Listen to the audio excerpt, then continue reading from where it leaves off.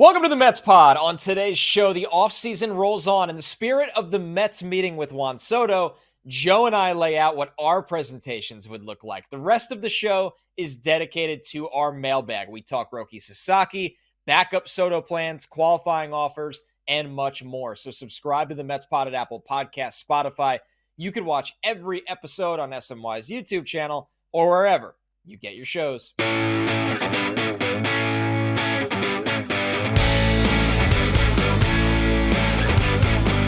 What's up, everybody? Welcome to the Mets Pod presented by Tri-State Cadillac. Visit your Tri-State Cadillac dealer today and subscribe to the show at Apple Podcasts, Spotify, or wherever you get your podcasts. If you'd like to drop us a review, drop us a mailbag question with that review. Watch us on YouTube and also ask mailbag questions in the comments under the show there as well. I'm your host, Connor Rogers, joined as always by my co-host, Joe DeMayo. The offseason rolls on. What about that guy, Juan Soto, Joe? We're going to kick this show off with something a little bit different. We've heard that the Mets, many different Mets leaders, people in leadership, from ownership to David Stearns, who we think Francisco Lindor, were part of a trip to the West Coast to meet with Juan Soto. So you and I are tasked, Joe, with what we would do if we were running the presentation for Juan Soto. But before we get to any of that, how are you, my friend? Oh, things are just peachy, football land. Everything's going great there. And I will say this, I think every week on the show until we start to really get into the rhythm of things actually happening. Every day where nothing happens, we're just one day closer to things happening. Yeah, that's right. And especially, for those listening to us long enough, they know by now we are a duo of Jets for me, Cowboys for you. So that means Joe and I have about 99.9% of our time invested in the Mets offseason, most of it being Juan Soto. So what better time for us to come up with our presentations? We did do a coin toss. Our producer, Jeff, says that I won. I did take the ball, Joe. I'm not going to lie. I thought about Matt Hasselbeck. So we want the ball and we're going to score.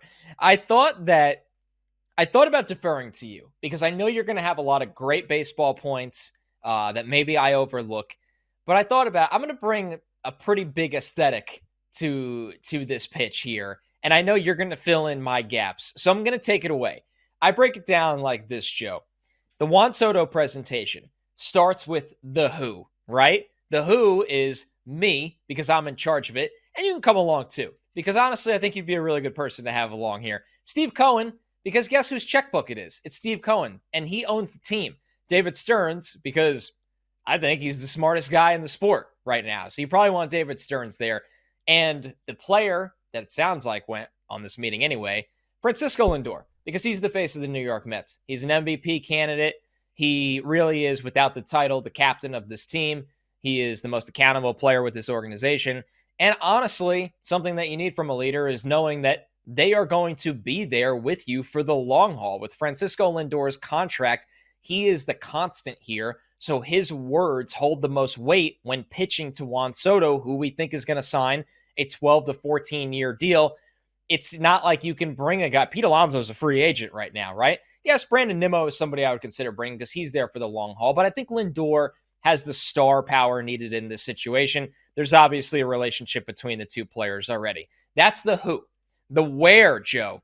Now, we know this is on the West Coast, and that is how the Boris Corp and Soto preferred it because everybody's going out there.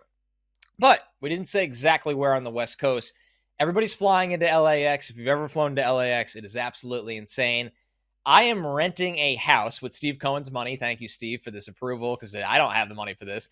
On the coast, whether that's Malibu, whether that's in one of the coastal surf towns, on the coast, where when you land in LAX, rather than going through the chaos, we are going to have a helicopter that gets us to this house on the coast. Because number one, privacy is vital here, Joe. You can't meet just out in a restaurant in LA or a swanky hotel lobby. Like, you really, really got to have privacy in this situation. So this also, when you have a private house, you could hire a private chef with a full staff. So you're accommodated for hours on hours. You are fed well. You are treated well. This is top of the line. This is luxury when you are dealing with the brand that is the New York Mets. The pitch, number one, and I know they're saying there's not going to be bids during this part of the free agency. We're not going to be outbid financially. So whatever you think, the Yankees, the Dodgers, the Red Sox, or the Blue Jays, or the Phillies, or hey, if the Tampa Bay Rays want to try to send an email or something over a fax machine, we are not being outbid financially. We will top every offer. We will blow every offer out of the water. It's as simple as that. But it's not always just about the money when you are making a life decision that you are investing a decade plus into. Here's other plans that we have for you and our organization. We still plan on bringing back Pete Alonso. If Pete Alonso wants to be elsewhere, we will make one more impact signing for this lineup. That could be a Willy Adames, for example, where the shift is not that different because if you sign Pete, he's back at first. Vientos is at third. If you sign Adames, he moves to third. Vientos moves to first. The lineup that we have planned for next season is Francisco Lindor leading off. You, Juan Soto, batting second. Mark Vientos, the rising star of this organization, batting third. So we have power behind you. Pete Alonso batting cleanup. We know what he could do in the cleanup spot. Brandon Nimmo, then kind of a flex DH spot. I have Starling Marte there right now because obviously if Soto's playing right field, you still want Marte in the lineup. But the other part of the platoon of DH would be one of Jock Peterson or Jesse Winker as a platoon bench bat DH spot to flip with Marte. Francisco Alvarez, one of Jose Iglesias, not Ronald Acuna, that'd be nice. Luis Angel Acuna. We're not that powerful right now. We can't go out and get Ronald Acuna or Ronnie Mauricio. And honestly, there's a world where all three of those guys play for the New York Mets next year at second base. And then where we're going to go a little bit more cost-effective and defensive first is how I would call it. Our center field duo or platoon going into the year, and maybe this changes at the trade deadline, is Tyrone Taylor and the youngster and Drew Gilbert, because we want that range next to you, Juan Soto. All right, so then here's the other plan. Juan Soto, he DH'd only 5 games in 2024. The Yankees, as a rental, they put a lot on his legs last year, and it led them all the way to the World Series. We plan to DH you 20 to 25 games in 2025 because you're a long-term investment. We want to be really sound with your body. The rest of your time will be in right field. We're not going to play Tetris with you in right field and left field. We have the answer at left field and Brandon Nimmo. If he gets hurt, we think we could play some other guys there as well. Once again, our center field duo of Tyrone Taylor and Drew Gilbert, they have plus range. Our rotation is going to be Kodai Senga. We are going to make an aggressive play for Garrett Crochet, which we have outlined on this podcast in previous shows. One of Luis Severino or Sean Manaea will be back. David Peterson and Jose Butto as the 4 and 5s, our in-house options that we saw a lot of promise from in the second half of last year. Our Citi Field perks for you, and this is where I'll wrap so you could actually give your presentation, Joe. I'll stop blabbering. Our Citi Field perks for you. You have a private suite for your family for every single home game and concert hosted at Citi Field. The Coca-Cola Corner will be renamed to Juan's Coca-Cola Corner. You will be a part of our mega deal with Coca-Cola. This is a massive endorsement for you. The right field area of Citi Field is Juan's Coca-Cola Corner, and you have a private driver for the entire season to get you to the ballpark.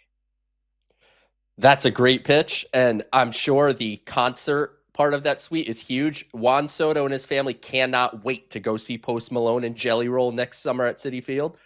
Look, Connor, it is a good pitch. I think it's important to know the who, as you pointed out, who is going to be there. Seems you left out Carlos Mendoza. Is the manager invited to this? Yeah. Okay. So the manager is invited. He'll be there. I went a little less on the aesthetics of the meeting, but I can see the picture of them flying in on the private jet and a helicopter picking up. I could see it all happening. I'm focusing on more or less the PowerPoint presentation that Steve Cohen has tasked me with taking on. First thing, I'm showing highlights of the 2024 Mets.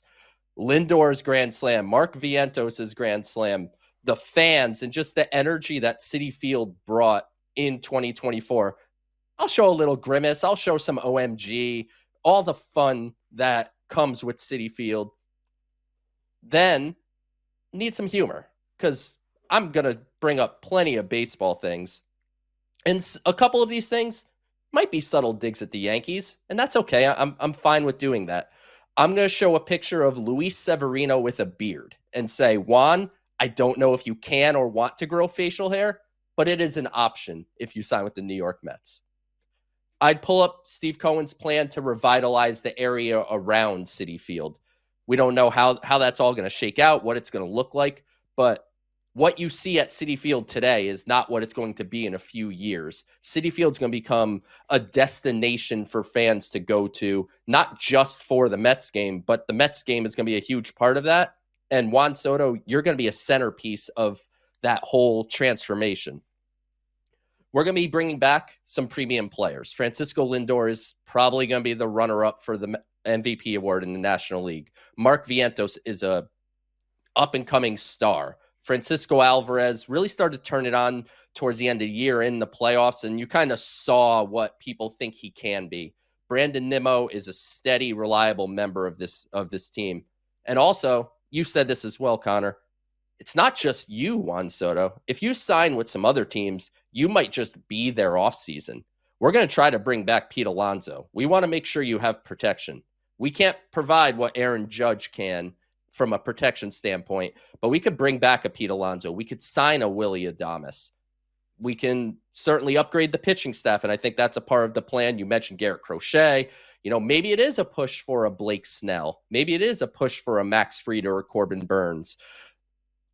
You're a big, huge piece of what we're doing, but we're trying to build a winner here, so we need to do more than just add you.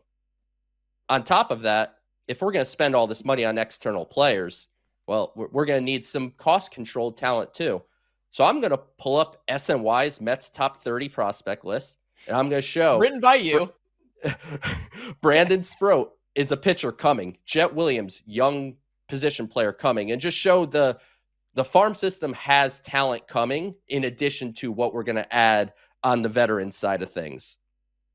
And when we talk about history, because that is probably the Yankees pitch, is you could be in Monument Park. You can be a part of, the next great Yankee teams. And we've won 27 rings.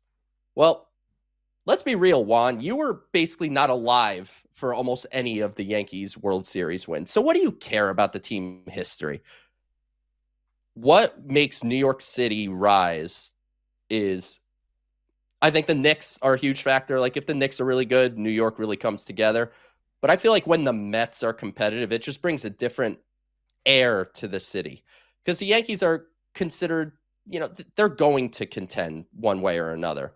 The Mets becoming the team in New York City is something that you, Juan Soto, can help bring. And let's not forget, it was just a few years ago, another outfielder signed from the Yankees to the Mets, and his name was Curtis Granderson. He is on the Hall of Fame ballot this year. Not going to get in the Hall of Fame. But if you remember from his press conference, he said, real New Yorkers are Mets fans. Juan Soto, you want to be with the real New Yorkers here in Queens.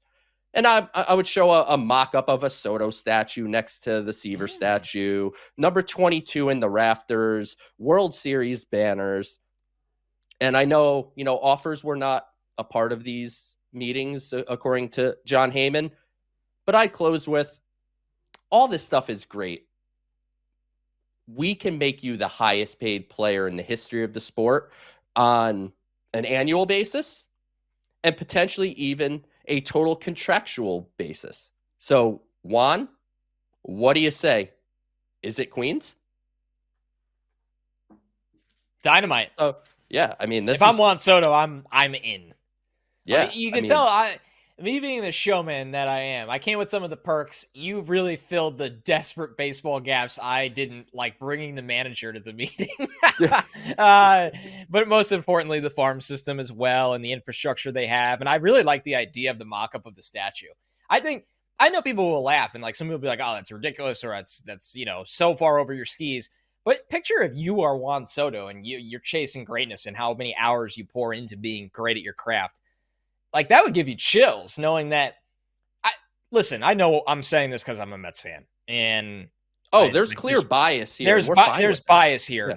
But I think there is something cool about creating history and being an icon of an organization that, listen, the Mets have icons. I'm not hiding from that, but the Mets don't have the quantity of icons that the Yankees do, right? No. Where we can go on and on and on. And with the Mets, really, the Mets just started retiring more numbers recently. And that's, a conversation on this podcast. They can cool it. They can cool it with It's that. a combo on this podcast that we will save for a really quiet time of year because Joe and I are a little bit of outliers on the pace that they're doing that. But anyway, I think there is something to be said when, yeah, there's the Tom Seaver statue in front of Citi Field, but Juan Soto's got to be looking at this, and one thing can cross his mind of, if I win here in this era, it's me. I mean, think about it right now. I was not alive the last time the Mets won a World Series, but what we view as previous Mets greatness is Keith Hernandez, is Ron Darling, obviously is Doc and Daryl and everyone with that team. And I start with Keith and Ronnie because they are still so closely associated with the team, being the great broadcast booth they are with Gary. And yeah, we have great memories of David Wright and Jose Reyes and Mike Piazza, but those memories only take you so far when you didn't win a title. And if you come here, Juan Soto, and even if you win one World Series in your 12 to 14 years of being here, you're the guy of this entire generation of Mets fans that they think of right away. So I know that's a biased way of looking at it because of the Yankees' great history, that being the selling point from the Yankee perspective. But I think the Mets having a good history, but not overfilled with so much room for greatness left, that's a big selling point. So that was fun.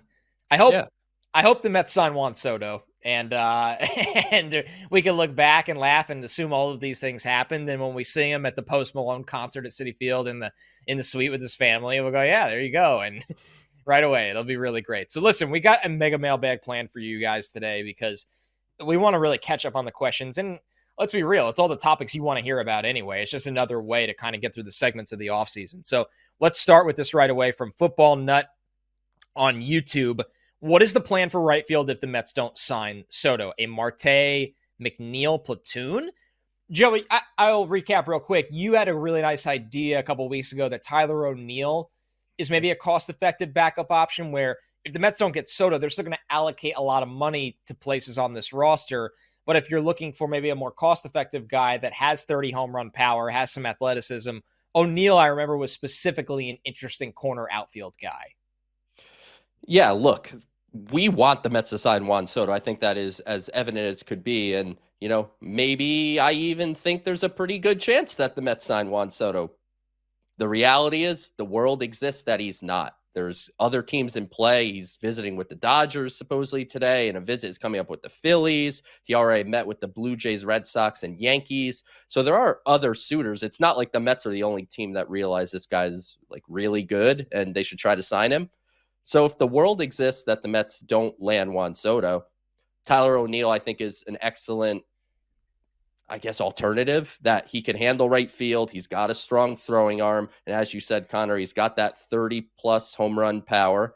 But if they don't sign Soto, really, the money can be allocated all over the place. We don't, the options become truly endless at that point because you're not having $50 million-ish tied into one player. You could play Starling Marte in right field if you want to, and you could spend on Alonso and Willie. No, you can't do Alonso and Willie Adames, but yeah, you could do. Yeah, you can. I mean, who are you DHing? Vientos, I guess. Oh, you're saying because you don't like the alignment of the infield. Fit. Yeah, financially they could do whatever they want. Okay, that's fair. I was saying from a pure money perspective, easily. But no, that's a really good point, Joe. That is probably taking Vientos out of the field, and I'm not ready to do that at his age. That seems unnecessary. I know they wanted to kind of DH him to go into 24, but you play he showed enough. Second? I mean, he hasn't played that either. He hasn't played that either, just like he hasn't played third base. So, I mean, either way, you're exposing him to a new position. The Mets would have options, and Marte being the right fielder is an option. I don't look at it so much as, Marte and McNeil splitting time. I think the Mets like McNeil mostly in the dirt, but they're willing to put him in the outfield in spots. It just would open up the possibilities, whether that's, even if I don't want him, it doesn't matter. Corbin Burns would come into play. Max Fried would come into play. Anything that the Mets wanted to do would certainly be open if Juan Soto were to choose another team. All right, let's get to our next one from Michael McChesney, 6645, another YouTube question. Buckle up, Joe. This is a long one. As I understand it, if the Mets sign a free agent who rejected a qualifying offer, such as Juan Soto, they would lose $1 million from their next international signing bonus pool and $1.5 million if they sign 2 or more players who declined a qualifying offer. I'll stop right there. That's correct, right, Joe? Yes, but for some, I know where this question's going. Okay. So I'll let you finish it. But yes, they would lose international bonus money. The Mets are expected to sign the number 2 ranked international prospect Elian Pena for $5 million at the opening of the 2025 signing period on January 15th. Signing Japanese pitcher Roki Sasaki would also count against their 2025 international bonus pool. If the Mets sign Juan Soto, would the next international signing bonus pool be 2025s or 2026s? Would it matter if the Mets didn't sign a 2025 free agent until after they had already spent their 2025 bonus pool? Of course, if Juan Soto was ready to sign in December, I don't think it would make sense to ask him to wait until January 16th, but it's possible that Max Fried or another free agent might not be ready to sign until the latter part of January. So, respectfully, the Mets can't ask Juan Soto to wait until the middle of January to sign so they could save money for Elian Pena. Like that is that's a bit out there. 4D chess. Yeah. With that said, one thing I did learn very recently, actually, because I didn't even think to ask this because I didn't think there was even, much of a possibility that the Mets would sign more than one qualifying offer free agent. And, Roki Sasaki obviously recently got thrust into our lives as a possibility.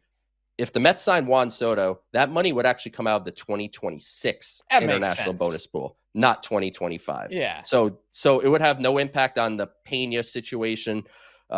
Where everything does impact, and Ben Badler at Baseball America wrote really well about this, and Ken Rosenthal as well at The Athletic. I talked on last week's show or the week before's show about how maybe the Mets wouldn't break the deal with Pena, they would break the deal with other players, and they would trade for a little extra space, and they would sign Pena and Sasaki.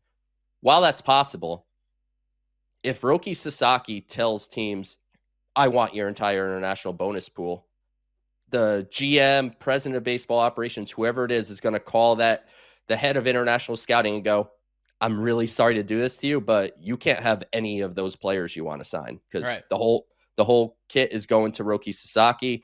And frankly, every team would make that trade probably. I don't think there's any team that wouldn't make that swap of their international class for Roki Sasaki. And so it'll be interesting to see how it goes. And we don't know what Roki Sasaki truly wants. I'm going to continue to operate under the assumption he is a Dodger until he's not a Dodger. But don't be surprised if the Mets have a chance, if all of a sudden those deals go haywire and the residual effect across the sport has a chance to be, I don't want to say catastrophic because that sounds dramatic, but now imagine Elian Pena, the number 2 prospect in the international class, gets back on the market. Now all these teams are breaking deals with other players to try to get Pena. It creates chaos throughout the league. So I'm very intrigued to see how it works out. And one team that doesn't have a very pertinent international, verbal agreement with for 2025 is the Dodgers. So, just keep that in mind. That's actually just an incredible nugget. It really is. Yeah. They might know something, the Dodgers. Wouldn't that shock you? This is not a surprise that Roki Sasaki was posted to people in baseball. I think in media, we're just kind of like, it doesn't make sense. Why are they going to post them? Because they could wait 2 more years and the team could get so much more money. But I think teams thought there was a chance he got posted last year. And that didn't happen. And so no one's surprised in baseball that he's posted now. Yeah, I remember when this topic came up, the week he got posted, or it came out he was going to be posted, I said to you, I was like, me doing the show with you and texting you all the time, I was excited about Pena because the Mets have never got an international prospect ranked as high as him. So that to me, and then I was like, Joe, if they actually find a way to be in on Sasaki, like, is this going to nuke it? And, you outlined, no, there's a world where you can get both, but it depends on what Sasaki ultimately wants. And yes, I align with you that he's a Dodger until he's not, and that the Mets are always have a plan for these things under Stearns, which is an amazing feeling as a fan of an organization, is that you have the confidence in the guy at the top to figure all these equations out. And it makes sense that it's 2026's money because there's too much volatility in that scenario. Correct. Like, oh, we made all these plans for this class, but we got a free agent we didn't expect to get, and now we got to dump those plans. So it's a great question, though, because I'm glad you were able to explain it. I'm really glad you were able to explain it. All right, Evan Schwartz, 2293 on YouTube, said, do you think the Angels would get rid of Reid Detmers? Would the Mets have interest in a buy low situation?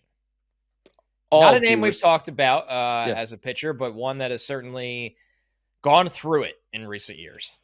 All due respect, I would love to take any buy low candidate that I could from the Angels. They have an interesting way of how they go about building their team. Detmers is interesting. I think he translates probably much more as like a back end type of starter. But hey, if the Angels want to move on from Reid Detmers, I'm interested in cost controlled pitching basically whenever I could get my hands on it. And I will trust Jeremy Hefner and new assistant pitching coach Desi Druschel to mold whoever the Mets bring in to, get more out of them. And if 2024 is anything, it shows that this is a coaching staff that's able to do that. Yeah, Detmers is a weird one, right? So a little context for those that aren't familiar with his work. 10th overall pick in the 2022 draft. And while the larger sample sizes, it has not worked at the major league level like they had hoped when they took him, it felt like, Joe, this was a guy that did show some promise, especially in 2022. I remember specifically, as an absolute sick human being that streams pitchers in fantasy baseball way too often, that I'm just confirming my numbers here. His second half, it's weird what sticks in your brain as like an absolute sicko. The second half of 2022, I thought that was the turning point for him because he was, I believe, a young 23, like a newly 23. He was just average at best in the first half of that season. And then in his 11 starts the second half at 23 years old, he has a 3.36 ERA. He's striking out 10 batters over 9. I was like, this is why this guy went 10th overall. And he was going to be a hot name going into the 2023 season for fantasy purposes. He regressed in a sense because he pitched a little bit under a 5 ERA. And last year, admittedly, is the least Angels baseball I've ever watched because no more Ohtani on the team, Trout hurt again, just a miserable team. But a 6.7 ERA, Joe, a disastrous season for him. So and he ended up back in the minors. So right. Look, if you're looking at it as a reclamation project of sorts, that's all it is. I'm on board for things like that. I just don't know if the Angels are going to be all that motivated to move him yet. You're listening to the Mets Pod presented by Tri-State Cadillac. Subscribe to the Mets Pod at Apple Podcasts, Spotify, SNY's YouTube channel, or wherever you get your podcasts. All right, let's get to the 5-star review portion of the mailbag. Thank you, everybody that leaves these. It really helps our show. Mark LMT. Do you think it would be wise for the Mets to try to ink Mark Vientos and Francisco Alvarez to team-friendly deals before they hit arbitration in a few years? Or do you need to see more? This is an interesting one, Joe, because there was a lot of rumors, actually, before Alvarez's agency had some hiccups that the Mets and Alvarez were talking. Vientos exploded last year. He won't be a free agent until 2030, but he is arbitration eligible in 2027. It now feels like it's kind of flipped where Vientos would be the guy this discussion opens up about. The Braves ruined this for everybody. Let me just say. They really did. What the Braves have done with so many players is just not normal across the sport. It just doesn't happen all that frequently. I'm interested in signing both of them if they want to sign up for what is a reasonable team-friendly-ish type of deal, but gives them some real guaranteed dollars. Yeah, I mean, why wouldn't I be interested in locking it up? Ultimately, when you look at a payroll sheet, you're looking at now, and then you're looking next year, you're looking a 3-year sample, a 5-year sample, having some cost assurances as to what your payroll is going to look like in the future only aids in your team building as you move along. So yeah, I'm in. I'll talk to Mark Vientos and Francisco Alvarez about extensions if they're interested. I'm pretty sure, and I don't know if it's just because I see him post about him a lot. I'm pretty sure Vientos, he's with Rock Nation, right? I believe that's right.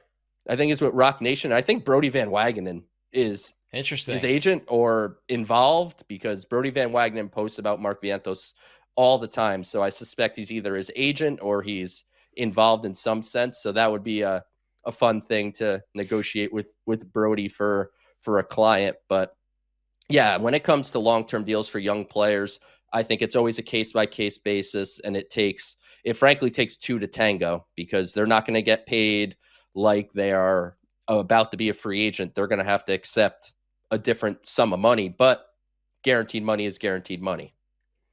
It's a different conversation for each because Vientos broke in later to the big Yeah. leagues. So when he's set to be a free agent in 2030, I believe he'll be 31 years old that winter. Where if you're the Mets, for a third baseman, a power hitting third baseman, you'd love to have Vientos till he's 33. So Yeah. if you offer Vientos a deal and say, hey, we're going to buy out your arbitration years and we're going to add on 2 more years and we're going to pay you fairly, I think that's a really savvy play by the Mets. Where Alvarez, it's kind of more interesting because he doesn't have the monster season like Vientos has under his belt now. But Alvarez turned 23 today. Happy birthday, Francisco Alvarez, November 19th birthday. Always funny when that pops up on the show. He's a free agent a year before Vientos in 2029 because of how early he got status.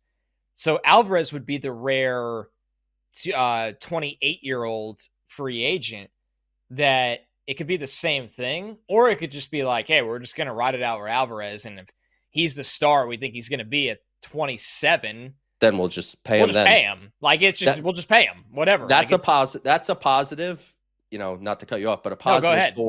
for this Mets ownership group is that Right. they don't have to seek out these deals. They can let it play out, and if they prove that they're worth the big money, the Mets have it. So that is a positive of this ownership group, that they have that flexibility. Johan Nono said, strong starting pitching runs so deep in the Mets DNA. Do you guys think bringing in Corbin Burnes could mean a lot to the franchise? I love what I saw from his few starts in the postseason. I don't know. I don't know what it means necessarily for the franchise. Like, I don't know about that portion of things, but the Mets DNA, respectfully, has also largely been not winning. That's been our life. So I'm okay with the Mets DNA changing to whatever it takes to win. And if that means not signing high-end starting pitchers for big money deals or long-term deals, I'm okay with that. There's different ways to do this. If there was one way to build a team, everybody would just copy each other. But there's no proven formula, and that's something David Stearns constantly reminds people when he speaks to the media. But Corbin Burnes, to me, is, maybe it's something you consider if you lose Soto and you want to make a quote unquote splash this offseason. Corbin Burnes would apply as a splash. And it's not that I think Corbin Burnes is a bum. Like, I've been critical of him and, what I think when it comes in context of a long-term big money contract. Corbin Burnes is probably going to be perfectly good for the next 3 years, maybe 4 years. The signs just show that he's just not heading in the right direction. So that's why I've kind of not been a Corbin Burnes guy. But I don't know so much about this was the Mets DNA and, what signing Corbin Burnes would mean for that side of things. I think the Mets need a new DNA. It's a DNA of winning. Yeah, I think that's a perfect way to outline it. Listen, I like Burnes a lot. I agree. He's the classic free agent that you like him, and if the team signed him, you'd get on the podcast and you'd be like, this is what Corbin Burnes does for this team right now, and it's a huge help. While also knowing the back end of that investment is not going to age the way that you hoped, and that's the sin you're kind of committing there, or at least it's not even, I don't even call it a risk, because you just run the numbers, the amount of contracts in that range for a pitcher, just they don't work out on the back end of it. And sure, there's outliers that did, but a lot of them don't. So I don't think it's a market they want to be in. Yeah, I agree. I don't think it's a market they want to be in. And I also wonder, is Corbin Burnes an example of just being the best in a class? and not necessarily being best in class generally. Like Juan Soto is best in class whenever he's a free agent. Is Corbin Burns just best in class because of what's around him on the market? I don't know. Maybe I the think answer is no. my answer is it's in the middle. He's not. Juan Okay, Soto yeah. is generational. Obviously, Ohtani last year, Judge. Like, he's not that kind of free agent. He's not even a Garrett Cole level free agent. Why my answer is in the middle, Joe? I think of guys like Rodon capitalizing on that exact scenario, and he's a better pitcher than Carlos Rodon ever was. For sure. So No question. that's where my answer is. He's not that level of, oh my God, how did this happen? Like, somebody just took the bait on needing the guy of the group. But yeah, but I don't think he's not this like 27-year-old free agent that is just a no-brainer. So, all right, the next one here from Victor Murillo 006. Every time I see this player, I can't help but think that a fan of this podcast created him in MLB The Show. He escaped into the real world before becoming a superstar. He reached a rating 73, escaped, then traveled back in time, played high school, college, then signed with the Giants. I'm talking about outfielder first baseman Connor Joe. Elite ending. If you only realized how often we make Connor Joe jokes in our group text, and I still have saved on my phone when Gary Cohen, he does the Mets pod reads, during every game throughout the week, and that'll never get old to me to hear Gary Cohen announce our names in our podcast during a Mets game. But I'll never forget when it just lined up with Connor Joe got a hit. And it was just like, Connor and Joe talked about whatever we talked about on that week of the pod. And it's just like Connor Joe, not Connor and Joe, not Connor Joe. So that kind of like always stick with me. And I really, really hope, I don't know when he's a free agent. I don't care. At some point in time, Connor Joe has to appear in a game as a New York Met. So he is technically with the Pirates organization, but you never know. He could hit get him now, and it Stearns, won't be that long. It is a dream of ours. Go get him. It is an absolute dream of ours. Shout out to you, Victor Murillo. Like, that's just a 10 out of 10 question for long-time listeners of the show that know that reference. I'm sure they loved it. For those that are just stopping by with us for the first time, stick with us. You'll get it. It'll ring true eventually. That and Platoon forever. Yeah, the Platoon, which is just never ending. All right, our last question here. It's Down on the Farm edition of the Mailbag. Thank you for the 5-star review, Trickstar77. Hey, Joe. Dylan White of Baseball America in the past day or so rated the Mets minor league hitting collective at 28th. Pretty low, in my opinion. I know we had a ton of good hitting prospects out with injuries this year, but it seemed even before those injuries that we were pretty top-heavy and barren in the lower levels. I've heard of very few high average or power hitters catching on, and the parks below AA are notoriously unhitter friendly. How do we fix this? Are there any specific coaches or hitting instructors you would target to join us in the lower levels to move the farm in the right direction, or is this a result of bad drafting over the past few seasons? I mean, I think it's a combination of factors, right? I think and I've said this on this show, I think the opinion of the Mets farm system would be different if Jet Williams and Drew Gilbert didn't miss the season. Yeah. I think the perception would be different if Ronnie Mauricio didn't tear his ACL in between first and second base last year in the Dominican Winter League. He probably would have been a key cog in the Mets playoff push. So while the injuries play a role, it is also incredibly fair to say there aren't a lot of positive hitting development stories from the 2024 season. I mean, we talk the farm every week on this show, and I've listed how many pitchers that emerged in this past season. The list is seemingly endless, and when you look down each level of the system, there's interesting arms at every level.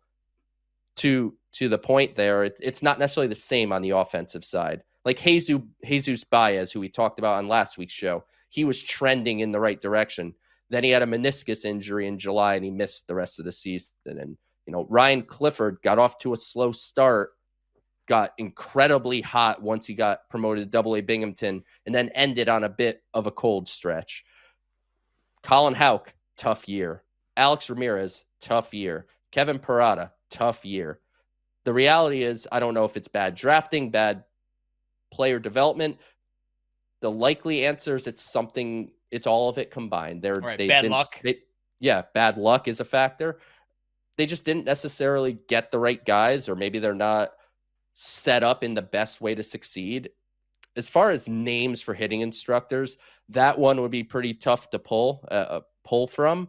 But we also have to remember that we are entering year 2 of a player development system under Andy Green, who is a new vice president of player development. So while we want everything to just snap of a finger, just, flip a 180, that's not necessarily how it always goes down. And Jet Williams and Drew Gilbert and Ryan Clifford and these guys, I still have incredibly high hopes for them. And hopefully we have a healthier 2025 to get a look at all of these young position players. But it's without question that the Mets need to do a better job on the offensive side of player development, because it's clear as day that it lags behind the pitching side. And for more in-depth analysis of all those guys on the lower levels that not Drew Gilbert, not Jet Williams, the guys deep in the system that the Mets have acquired at, 2 years ago, the deadline, or lower hyped prospects, check out Joe's top 30 on SNY.TV. That is an updated top 30. There's a lot of great stuff in there on guys that broke out this year at the lower levels of the Mets system. This is the Mets Pod presented by Tri-State Cadillac. Visit your Tri-State Cadillac dealer today. Joe, next show is Juan Soto a Met? I say not yet. Not yet. We got a little bit of time. I think my gut says it's going to be the first or second day of the winter meetings. That's where my gut kind of resides. I mean, you want to talk about a showman? I think Scott Boras would love to. Why would he do it 2 days? Why would he do it 2 days before the winter meetings? Just wait 2 more days and do it there with the whole baseball world locked into a hotel together. Yes, it would be a gigantic spectacle. Of course. Yeah. Remember to subscribe to the show at Apple Podcasts, Spotify, or wherever you get your podcasts. Leave us a review with the question, and we'll look for a future mailbag. And, of course, you can watch the show on SNY's YouTube channel. Become a subscriber over there as well. Thank you so much, everyone. We'll talk to you next week.